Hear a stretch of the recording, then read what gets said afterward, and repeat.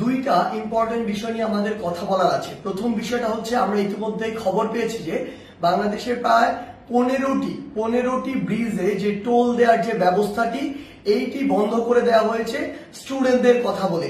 আমাদের জায়গা থেকে স্পষ্ট বার্তা, এটি রাষ্ট্রের একটি যে আয়, এই আয়ের একটি অংশ এই ব্রিজগুলোতে যে টোল দেওয়ার বিষয়টি। সো কেউ স্টুডেন্টদের কথা বলে হোক, বৈষম্য বিরোধী ছাত্র আন্দোলনের কথা বলে হোক, এই নামের অপব্যবহার করে কেউ বাংলাদেশের কোথাও ভুলে এই কাজ করবেন না। প্রত্যেকটি ব্রিজে টোল দিবে, এমনকি বৈষম্য বিরোধী ছাত্র আন্দোলনের ব্যানারে কোনো যদি ত্রাণের ট্রাকও বাংলাদেশের যে কোনো জায়গায় যায়, সেই ট্রাকও টোলের টাকাটি দিয়ে তারপরে যাবে। কারণ এই রাষ্ট্রকে যদি আমরা স্টেবল করতে চাই, আমার রাষ্ট্রের যে অর্থনৈতিক অবস্থা সেটিকে আগে স্টেবল করতে হবে। কিন্তু ক্ষমতার অপব্যবহার করার যে নোংরা সংস্কৃতি ছিল এত বছর ধরে, এখন আপনি যদি সামান্য কিছু একটি অস্থিতিশীল অবস্থা দেখে আবার সে ক্ষমতার অপব্যবহার করেন এবং আপনার কথা মতো কোনো একটি জায়গায় ব্রিজে টোল দেওয়া বন্ধ করে দেন কিংবা কোনো একটি স্টিকার দেখে পার হয়ে যান, এটিকে আমরা কোনোদিনও সমর্থন করি না। আমাদের জায়গা থেকে স্পষ্ট বার্তা, অবশ্যই প্রত্যেকটি ব্রিজে এই টোল যেটি সেটি টোল দিয়ে যেতে হবে। এবং আরেকটি হচ্ছে যেটি, যখন এই ব্রিজে কোনো একটি গাড়ি এভাবে ত্রাণের কথা বলে বা অন্য কোনো প্ল্যাটফর্মের কথা বলে টোল ছাড়া চলে যাচ্ছে, আরো অনেক গাড়ি আসলে টোল ছাড়া এইভাবে ওই গাড়ির সাথে চলে যাচ্ছে। এই যে অপসংস্কৃতিটি কিংবা ক্ষমতার অপব্যবহারের যে নোংরা বিষয়টি, এটি আমরা কখনোই সমর্থন করি না। রাষ্ট্রের যে আয়ের সেক্টর গুলো রয়েছে সেগুলো সুন্দরভাবে চলতে হবে রাষ্ট্রের সুন্দরভাবে চলার জন্য। আরেকটি গুরুত্বপূর্ণ বিষয় যেটি আমরা দেখতে পাচ্ছি, বিগত 16 বছরে আওয়ামী লীগ ফ্যাসিস্ট সরকার কি করেছে, তার ক্ষমতার অপব্যবহার করেছে। আওয়ামী লীগ বাদে অন্যান্য যত রাজনৈতিক দল ছিল, ওই রাজনৈতিক দলগুলোকে বিভিন্ন মিথ্যা মামলা দিয়েছে, হয়রানি করেছে, চাঁদাবাজি করেছে কিংবা তাদেরকে এলাকা ছাড়া করেছে, যেটিকে আমরা কখনোই সমর্থন করি না। বলেই আজকে 16 বছর পরে হলেও ছাত্র জনতার গণঅভ্যুত্থানের মধ্য দিয়ে আওয়ামী লীগের পতন হয়েছে, আওয়ামী লীগ দেশ ছাড়া হয়েছে।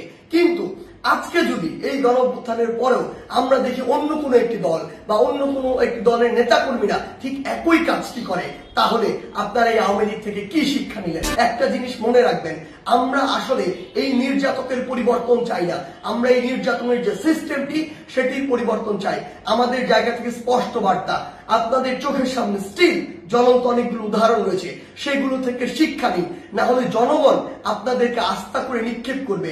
আমরা যেন এটি না দেখি যে কাউকে আবারও মিথ্যা মামলার ওই চক্রটিতে যেতে হচ্ছে, কাউকে আবারও কোনো দোষ ছাড়া বিনা দোষে ঘর বাড়ি ছাড়া করা হচ্ছে, ঘর বাড়ি ভেঙে দেওয়া হচ্ছে কিংবা তাদেরকে নির্যাতনের শিকার করা হচ্ছে, কিংবা আমরা শুনছি দেশের বিভিন্ন জায়গায় একটি চাঁদাবাজির নতুন চক্র গড়ে উঠছে।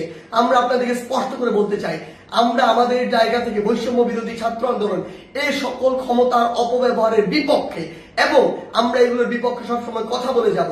আপনাদের সহ আপনাদের যারা স্টেক হোল্ডার রয়েছে, যারা আপনাদেরকে এগুলো করার জন্য আসলে উৎসাহ দেয় কিংবা আপনাদের ওই সমর্থক গোষ্ঠী যারা চুপ করে থাকে, তাদেরকে বলছি, জনগণ যদি একবার এই সকল সেন্টিমেন্টের বিরুদ্ধে দাঁড়িয়ে যায়, তাহলে আপনাদের অস্তিত্ব সংকটে পড়বে।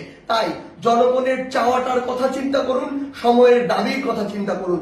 যদি আপনার নাম ভাঙিয়ে কিংবা আপনার কেউ একজন রুট লেভেলে এই কাজগুলো করে, দিন শেষে ব্লেম কিন্তু আপনার উপরেই আসে।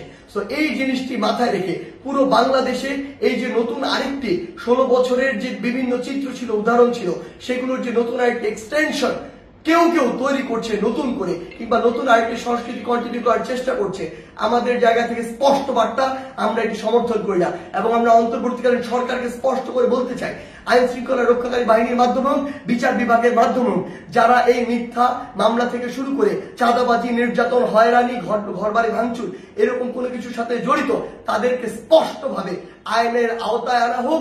বৈষম্য বিরোধী ছাত্র আন্দোলনের পক্ষ থেকে কিংবা ছাত্র জনতার পক্ষ থেকে এর প্রতি পূর্ণ সমর্থন রয়েছে। ধন্যবাদ।